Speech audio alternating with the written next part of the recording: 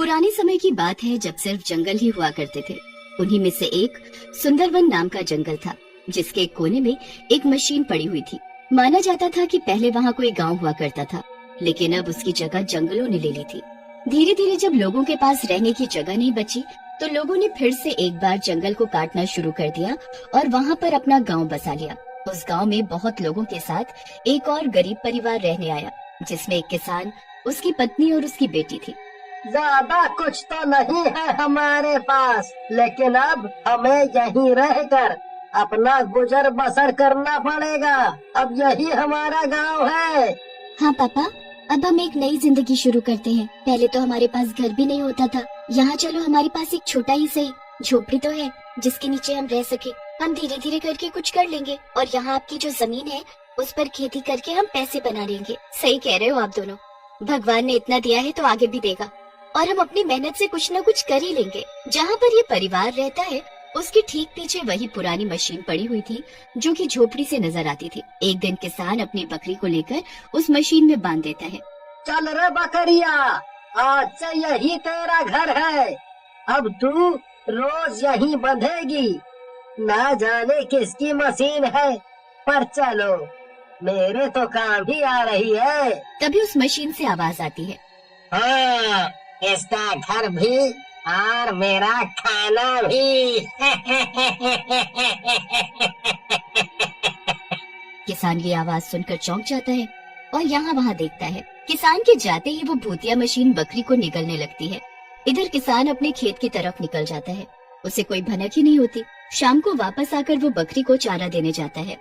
तभी अचानक उसकी नजर मशीन पर बंधी खाली रस्सी पर पड़ती है। अरे मेरी बकरिया, कहाँ गई तू? तेरी रस्सी तो यही है, कहाँ गई मेरी बकरिया? कैसे रो रहा है बेचारा।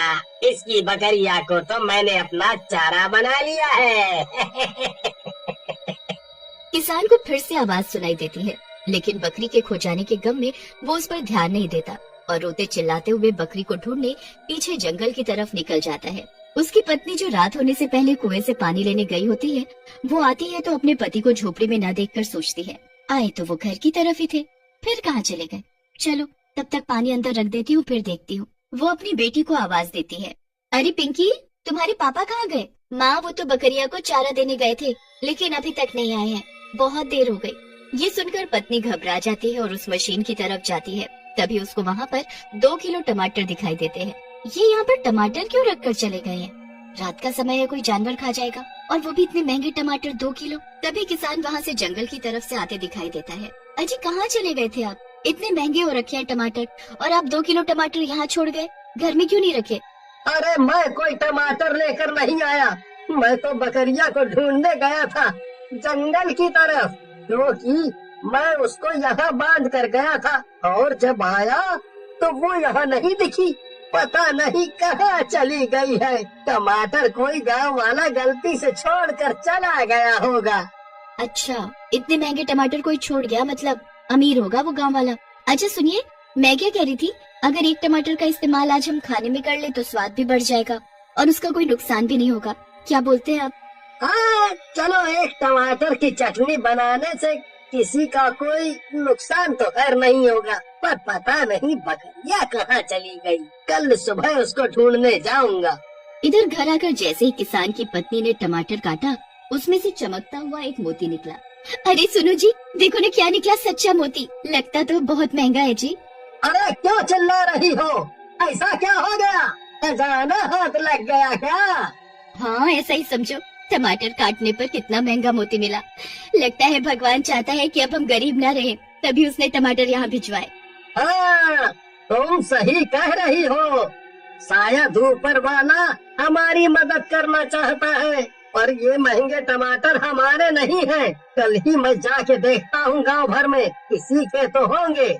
बाहर से भूतिया मशीन ये सब सुन रही होती है और जोर से डरावनी हंसी हंसती है। अगली सुबह किसान पूरे गांव में घूमा, लेकिन टमाटर के बारे में किसी ने कुछ नहीं कहा और न ही उसको उसकी बकरी मिली। फिर वो मायूस होकर घर आया। अजी, अच्छा ही तो है, मैं बाकी के टमाटर भी काट कर देखती हूँ, क्या पता हमारी किस्मत मेहरबान हो जाए। फिर जैसे ही उसकी पत्नी और टमाटर काटती है, उसे और मोती मिलते हैं। वो खुशी से फूली नहीं समाती और सारे टमाटर काट कर सारे मोती इकट्ठा कर लेता। अजी देखो कितने सारे मोती हैं। अब बकरी का अफसोस छोड़ो और कुछ मोती बेचकर नई बकरी ले आओ। उसके बाद किसान मोती लेकर शहर चला जाता है और शहर के व्यापारी से एक गाय खरीद कर वापस आता है और गाय को भी उसी मशीन के पास जाकर बांध देता है। उसके बाद वो अपने खेत में काम करने चला जाता है। चलो भाई, आज तो काम करके थक गया, दोपहर भी हो चली है। पहले खाना खा लेता हूँ। अपने खेत के पास एक पेड़ के नीचे बैठकर वो खाना खाने लगता है। खाना खाकर उसे आलस आने लगता है। थकान हो रही है, क्यों ना थोड़ी देर घर पर जाकर आराम कर लूं और तभी अपनी गाय को भी देख लूंगा। किसान घर की तरफ निकल जाता है। पहले वो गाय को देखने मशीन के पास जाता है तो उसने देखा कि फिर से उसकी गाय गायब है और उस मशीन पर फिर से 2 किलो टमाटर रखे हुए हैं। किसान बहुत डर गया और वहीं सर पकड़कर बैठ गया और खुद से पूछने लगा, अरे ये क्या हो रहा है? मुझे तो कुछ समझ नहीं आ रहा। पहले बकरिया और अब गाय माता। पैसे आ रहे हैं फिर भी तू रो रहा है। तुझे तो खुश होना चाहिए, गरीबी से छुटकारा मिल रहा है। कौन है? कौन है? कौन बोल रहा है? मैं वही हूँ जिसको तूने सालों बाद कुछ खाने को दिया है। उसके बदले मैंने तुझे टमाटर दिए हैं। अगर तू मुझे इसी तरह से भोजन देता रहेगा तो मैं तुझे माला माल कर दूंगी। तू भी ऐश की जिंदगी जी सकेगा। उसके बाद वो रोज गांव के अलग अलग लोगों के जानवर चुराकर मशीन को देता रहता और बदले में मशीन उसको टमाटर देती रही। किसान जैसे ही जानवर मशीन को देता, मशीन उसको ऊपर से खा जाती और नीचे से टमाटर निकलने लगते। फिर एक दिन भूतिया मशीन ने जानवर तो खाया पर टमाटर किसान को नहीं मिले। ओ भूतिया मशीन, आज तूने टमाटर नहीं दिए और मेहनत से लाए जानवर गपर से खा गई। अरे बहुत हुआ जानवरों का मांस, मुझे अब कुछ और चाहिए, वरना मैं तुम्हें ये टमाटर नहीं दूंगी। कुछ और का क्या मतलब है? या तो तुम मुझे कुछ अलग खिलाओ, नहीं तो मैं तेरी बेटी को निगल जाऊंगी। ये सुनकर किसान और उसकी पत्नी बहुत डर गए। हमें यहाँ से कहीं दूर चले जाना चाहिए। अब हमारे पास इतने पैसे तो आ ही गए हैं कि हम कहीं और जाकर भी बसेरा बना सकते हैं, वरना हमारे लिए मुश्किल खड़ी हो जाएगी।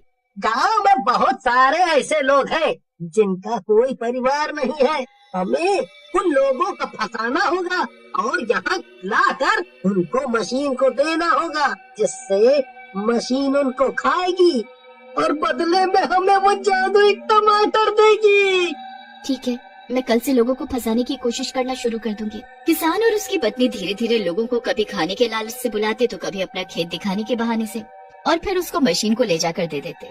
एक दिन कुछ गांव वाले आपस में बात करते हैं। कुछ समझ नहीं आ रहा, जब से ये दंपत्ति हमारे गांव में आए हैं, पहले हमारे जानवर गायब हो रहे थे और अब इंसान गायब होने लगे हैं, पर दिन प्रतिदिन इनके खर्चे ज्यादा हो रहे हैं। सुनने में तो आया था ये गरीब है, तो आखिर ये माजरा क्या है? ऐसा बोलकर वो दोनों गांव वाले किसान और उसके परिवार की जासूसी करने लग जाते हैं। वो लोग छुपकर किसान की झोपड़ी में झांकने लगते हैं। अरे भाई साहब, पहली बार आए और गरीब की झोपड़ी से भूखे जा रहे हैं, कुछ तो खाई लो। फिर वो प्लेट में रखे फल उसे खाने को देती है, जिसे खाकर वो आदमी बेहोश हो जाता है। ये बातें गांव वाले सुन रहे थे और उन्होंने आपस में खुसफुसा कर कहा, देखते हैं क्या करते हैं ये आगे। दोनों गांव वाले देखते हैं कि किस तरह वो मशीन उस आदमी को खा रही है। ऊपर से उस मशीन में उस आदमी को डाला जा रहा है और नीचे से टमाटर निकल रहे हैं।